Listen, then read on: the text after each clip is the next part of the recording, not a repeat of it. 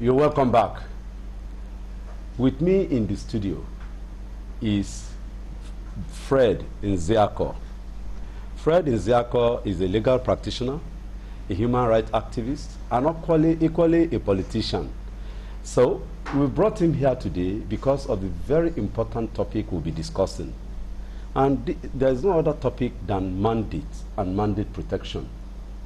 Most of you vote, and after voting and casting your vote, after the struggle and the wahala you've gone through, you don't look back. You don't check those you voted for. You don't ask them, task them, and look at and engage them. And they just go there, and after 4 years, they now come back. And of course, you see their posters saying, trusted and tested. Doing what? The assignment you give them, the responsibility you give them, they didn't do anything. But it's not their fault, because you never went, or you never engaged them, or you never go there. They have what we call constituency offices. They must interact with you, because by implication, they are your servants. You sent them to represent you. You gave them your mandate. And that mandate is that you go and represent me. And in representing me, this is what I want you to do for me. Or in the second leg, you find out that there are 1 or 2 issues that you know that government must do for you. He is your government per se. He is the one representing you in government. You leave him alone. He does not care. And that's why, and of course, they have constituency offices and they have constituency projects. And you find out that either if he just wants to be a little bit nice, that's the representative. He will sink a borehole or put up one little constituency office or the other, constituency project or the other in your environment. And the rest of the money that is given, either it didn't see it through or is not spent for the purposes for which it was done. With this little intro, Blossom, do you have something to add? Oh, no, you said it all. Like, you just explained everything, said it in my mind. Of course, yes, which is something we'll be talking about, mandate protection, so monitoring it. After this timeout, yes, after the timeout, yes, after the timeout, we'll be coming to talk about that. Our guest will shed light. He's not a horse, but we hear from his mouth. Yes, I must say again, Barrister, you're welcome to the show, and thanks for joining us. It's going to be a back-to-back one and a very interesting one. But before we ask questions, before we go into, mandate protection, the topic for today, let's quickly go on a short break. And of course, do not forget, like I said, we're streaming live on all platforms, Twitter, Facebook, Instagram at Galaxy TV. And of course, you can send an SMS to a number displayed below your screen TV. So let's take the short break and we'll be right back.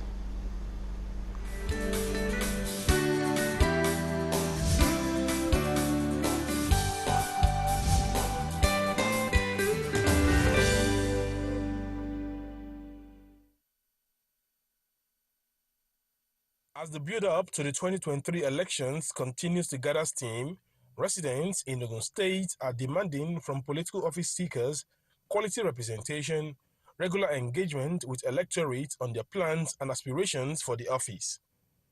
Speaking to Galaxy TV News in Abeokuta, the Ogun State capital, some residents said elected officials must make themselves available for questioning on how the society they want to govern can be a better place. In the first place, all those elected officers must always come back home to render accounts. There should be what we call a village square meeting between those officers as well as those who are being governed. They should know what is going on. At the same time, they should ask questions from all those elected officers to know and give out their needs. The political office holders must be made to account for whatever office they occupy. Is it be it governors, senators, or House of Assembly, you must, as citizens, begin to put your voice where your vote is, so that they must have quality and credible representation at the end of the day. Political holders are actually elected based on their manifestos. And so I feel they should be checked based on if they are actually doing what is in line with what they agreed or planned on doing. And also, citizens can also take it upon themselves to go out to check projects and activities of these people to see if it is actually also in line with what they budgeted at the initial stage. Looking further, they expressed optimism that the new Electoral Act will strengthen the protection of candidates' mandate. They said the 2023 elections will further indicate that credibility at the polls can be achieved. I think for now we can probably put our mind at rest that our elections are beginning to have credibility, our elections are beginning to have fairness, and at the end of the day, people who probably won election are probably the people announced at the end of the day to occupy positions that they were elected to. So I think it's a good thing that the electoral law is trying to, adjust some of these anomalies we've had in the past. There is a rule and guiding the process, and that rules must be followed to the letter. If I am elected, so to say, as a candidate of a party, constitutionally, then there is no basis for anybody to come out and say he wants to hijack that mandate, simply because it is a process, a normal process that brought me in as a candidate. The reason why they are in office because we voted them in for a reason. If they can't make a change, then we should hold them responsible, because if there was no problem, we would vote them in the first place. They should be held accountable, because once you are in public office, you are holding every public office in trust for the people. So you are kind of trustee. So the people, the beneficiaries of a trust, have the right to sack their trustee at any time they want. It now behoves on residents to effectively activate its watchdog role as the 2023 election. You're welcome back. This is Voters Forum. I'm your host, Wale Ogwande. And with me again is my co-host, Rose Blossom. Now, we'll now start with our guest. I know some of you are itching. Who is this man? Who is this guest they have brought today? But I can assure you that we'll be bringing people that will put you on their toes and educate you on your civic and political rights. That is the whole essence of this platform, Voters Forum. And through it, you'll be able to get deliverables because you ask for your right. I hope you followed Vox Pop, but again, I won't want to talk too much. I want guests to do the talking. You're welcome, Fred. Thank you. Yes. Good to be with you. To God be the glory. Thank you. Yes, mandate protection. But before we go to mandate protection, can you do a small definition of mandate for us so that our people know what we are talking about? Yes, when we talk about mandate, well, good day, viewers, and wherever you are, is glad to be with you on a day like this. And I want to thank Galaxy Television and Wale and Blossom for doing a good job about the issue of mandate, the issue of voters, the issue that surround government.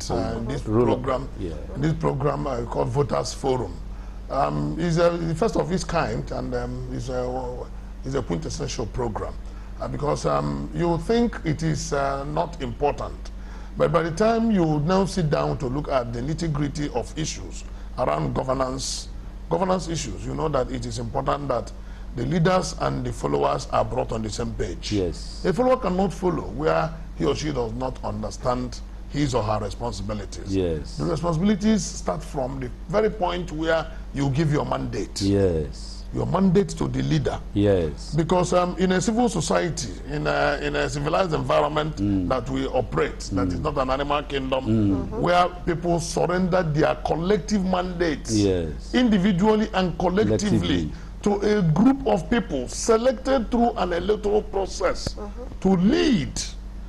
At the point you are surrendering such mandate, at the point you are voting, you are giving them the mandate, you are giving them that authority to represent you either at executive cadre, as a president, as a governor, or as a chairman of a local government, or at a legislative cadre, as a senator, as a member of House of Reps, or a member of House of Assembly. All right? It's only judicial arm of government that we don't elect the leaders. But once the people we elected at the executive and the legislative level do what is right, the judicial arm of government, under the doctrine of checks and balances, will also do what is right. So this is a very important program that you call Voters Forum. Mandate is that authority that you have surrendered willingly by voting somebody to represent you. to lead you, to protect your interests, because everybody cannot be in one position at the same time. Yes. Everybody cannot be in government at the same time. Yes. Those who will be in government. That is why election is a very crucial aspect of democracy, and a very important aspect of civilian civil rule, and a very important aspect of civil society, a very important aspect of modern society. Yes. Because you have to, on your own, decide, oh, I want Wale to be my governor. I want Rose. Yes, I want Rose to be my speaker of the House of Assembly, yes. House of Representatives. Yes. There must be something you have seen in that person. And then you now willingly surrender your mandate. You can be doing something else on your own. Then with the trust and confidence that that person you have elected. Collectively and appointed by yourself. That's why I like your intro when you said the leaders should be the servants of the people. They are. Because these people are the employers of the leaders. Yes. The point when you are voting that person to lead you is the point when you are employing that person. It is a collective employment at the point of voting. That is called mandate. With that mandate, when you send your employee on an errand, from time to time you must ask for an employee to give you a report about how well he or she has been going about the assignment you have sent him or her to execute. Thank you. That is where you now follow up that mandate. And then when you talk about mandate protection, that is, in a nutshell, what mandate protection is all about. So when you protect your mandate, not only at the point of voting to ensure that it is not stolen by hawks at the electoral process, and you protect your mandate at the point of asking questions when that officer has assumed office and assumed responsibility. From time to time, you ask questions. And that is why in the laws, it is provided that where an officer is not doing well, you record such an officer. Yes. In any constitution or in any electoral process that does not inculcate or include recall, then something is missing. Sorry to cut you short there. Okay, now we're talking about mandate protection. You've said a whole lot about mandates, which I'm very sure they understand.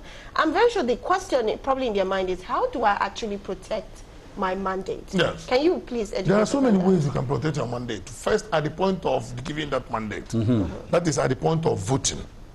You see, when you vote, because it is a contestable thing, election is contestation. So many people want you to send them on that assignment. Let's take, for example, a governor. Yes. Many people are jostling through various political parties for them to be sent to that government house to become governor to serve the people.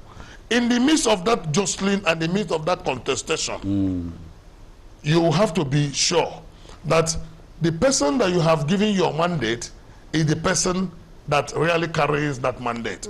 If you don't protect that mandate at that point, the mandate may be stolen. And that is where they begin to shout about rigging. Then we begin to shout about, oh, the vote of the people did not count. Oh, the people has been shortchanged. Oh, the election has been messed up. All manner of complaints. But when you protect your mandate, how do you do that? You ensure that as you cast your vote, you wait for the vote to be counted. Okay. After counting, today, thanks goodness that we now transmit result electronically. You ensure that it is electronically transmitted. Once you have gotten to that point, then you can relax. A few people among the society who have cast their vote, by way of representatives of the various political parties and the contestants, we now ensure that even the manual result sheet is taken to the appropriate quarters. Because, yes, the transmission of result is most crucial and most important. But we cannot also discard the need to protect and keep safe that manual result sheet. Because it acts as a balance. In a case where there is a failure in transmission link, recall that sometime in the recent past, the national grid collapsed and it came to zero. All right, there could be collapse of system. Once there is a collapse of system, you have a backup. That backup is that manual result sheet. Okay. So that when there's a collapse of system, that manual result sheet becomes a backup. And at that point, your mandate is still protected. Yes, okay. Thank you. And when there is no collapse, you can easily balance what you have on the manual sheet with what you have on the electronic register. They must tally. We'll go there, Fred. Yes. Don't just do it gently, gently, gently. People at home, they are not as vast as you are, and this is an educative program, right? So I want you to go into the mandate protection squarely now. The Vox Pop, yes. We deliberately run this Vox Pop so that people will know. For you to protect your mandate, there are issues how to interact with those people too. What you explained, the first leg, is about ensuring that your vote counts and the person you voted for. Yeah. Now he has now assumed office. Absolutely. Then the second leg of do you leave him? Or you ensure that he does the job. Absolutely. Because you voted for him out of the various choices, out of the various candidates that had various manifestos. You now choose this manifesto. Maybe he says he's going to provide jobs, he's going to secure the environment, he's going to develop the infrastructure, and so on and so forth, which after 100 days or 200 days are not there. What do you do to protect your mandate? Beautiful. That is where mandate protection is in two legs, like we earlier said. The first leg, you have given your mandate, you have protected it to ensure that it is not stolen. The second leg, and which is also a very critical and important leg of this protection, is to ensure that that fellow, that official, that officer, that government official that you have sent on this particular assignment is put on his or her toes. Always ensure that you ask questions. How is he doing this work? Oh, at the point of campaign, when you were trying to woo the electorate, you promised A, B, C. You said you will do this, you will do that, and you will do that. And the people felt, oh, this man has a better program. Will it end there? It shouldn't end there. The people will continue to ask questions. You promised that in 6 months' time, you would have wiped out insecurity. You promised that in 1 month's time, you would have built so and so facilities. You promised that in 2 years' time, more people would have gained employment. What are you doing to ensure that these things are put in place? Meanwhile, at the point of electioneering, at the point of campaign, such questions should be asked. Okay. You don't just wait until they come to the podium, dance, come down, and everybody goes home. No, you ask critical questions. If one says, I want to restructure our economy because we feel the structure is not functioning, the question will be, how do you want to do it? So the questions will be when, how, where, and where. Those questions must be critical. And once he has presented an answer or answers to such questions, you now sit down and ask yourself, this person seems to have better ideas than this person. Yes. This person seems to have more experience than this person. Now let's go vote for this fellow. You vote, you protect, he goes home with the vote, he is sworn into office, then you now come back with the second leg. Implement what you have promised us. You can't just go home and allow. How do you reach to this? There are so many ways to do so. So many ways. But the challenge we have is that in our environment, our people tend to lax a lot. There's so many ways. Nothing stops. The same way people came together to take a decision about who to give their mandate, they can also come together and go and meet that official. Okay. So you can meet the official both individually and collectively. If you go individually, you don't get a result. You call others. Look, I have come to see chairman. Over this thing he promised. He said that borehole that was sunk 2 years ago will be revived. 2 years after, he has not been revived. And he had promised he will revive that. Time is going. Our people need water. Chairman, what are you doing? If he has enough reason to tell you, oh, I'm expecting to so fund, it has not come, then that's where there's engagement. Okay. If the fund has come and he has not implemented it, that's where the people will know. And they begin to ask questions, critical questions.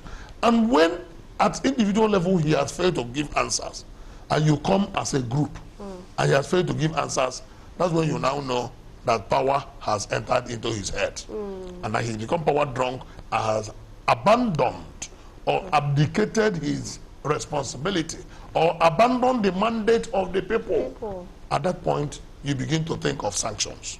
Okay. Yeah. Talking about sanction, the Constitution provides in Section 69 and 109 concerning the power of recall. Yes. Can you just explain this to Yes, the power of recall, like I said earlier. Sorry, yes. I want you to do that in 2 minutes because we have a short break we would like to take, then we'll come back. Good. Okay. The power of recall, like I earlier said in our intro, is very critical. In any law, especially the electoral law, that does not include power of recall, then that law is incomplete.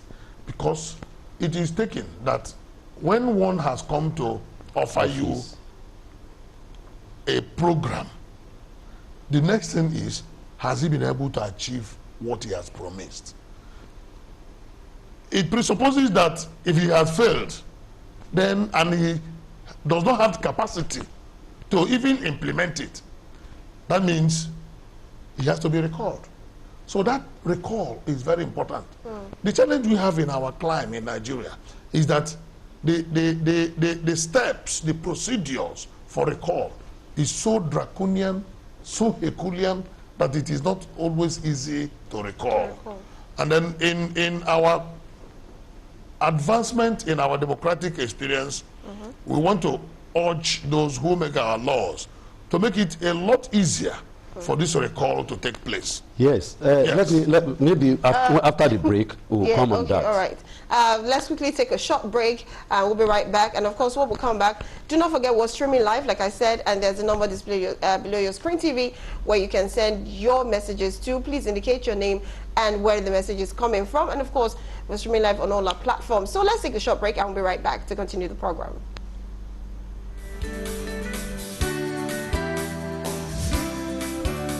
Welcome back. Do not forget you can join this program by sending a message to the number displayed below your screen TV. And of course, let me read it out for those who are probably just listening and not watching, but you're listening. So the number is 0703-510-2283. I'll call it again, 0703-510-2283. And of course, join all our platforms, social media platforms at Galaxy TV. We're streaming online. And talking about mandate protection, we're moving over to election violence. That's the second topic. Let us quickly round up on this one. Yes. So before we went on break, you were trying to tell us the issue of how to recall. How to recall. So can we quickly have it within 1 minute or yes, so? the issue of recall, like I earlier said. Because you are talking about the laws. Recall is very important. The same law that made for electoral processes must also make for recall, because you don't know until the defendant is given the authority to act. And when that action of that official is not in tandem with the expectations of the people, or he has failed in implementing what the people expect, then the person will have to be recalled, because it is nobody has the monopoly of knowledge or monopoly of wisdom or monopoly of performance, so that when you recall such a fellow, some other person can be sent on the same errand. Like I earlier said, that the challenge we have in Nigeria is that the process of recall is made so Herculean in our laws that it becomes very, very difficult. And of course, it is important that the process of recall should be made more fluid, so that it does not happen, it does not become so strong, that cumbersome, so Herculean, so difficult, that even when somebody is not performing well, you won't be able to recall the fellow until you wait for the term to exhaust. Most times it does a lot of havoc to the system. So we want to advocate at this point that we use civil advocacy, very strong civil advocacy, to compel the legislators, the lawmakers, to make the laws that will make recall to be less cumbersome. Not so easy as to be abused, but not so difficult as to be impossible. Can we use the example of the electoral law as amended? As a matter of fact, you recall that the issue of transmission of votes was resisted by National Assembly. Then the public, the citizen, advocated very strongly, having seen the veracity, the validity, the usefulness of electronic transmission of result. And National Assembly had to even agree with the people and then pass it into law. That's some advocacy. That's some advocacy.